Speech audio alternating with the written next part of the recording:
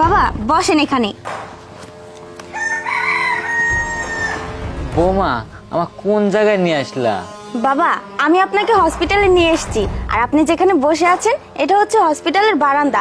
আপনি এখানে 5 মিনিট বসেন, আমি শুধু ডক্টরের সাথে কথা বলে এখনই চলে আসবো। ঠিক আছে বৌমা, তুমি একটু তাড়াতাড়ি আসো। ঠিক আছে বাবা, আমি এখনই চলে আসবো।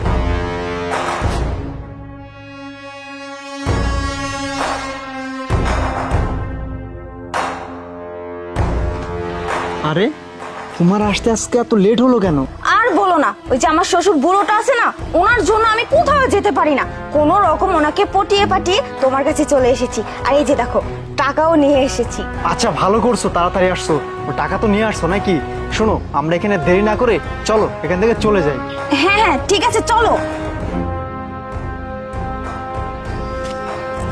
আরে তিশা,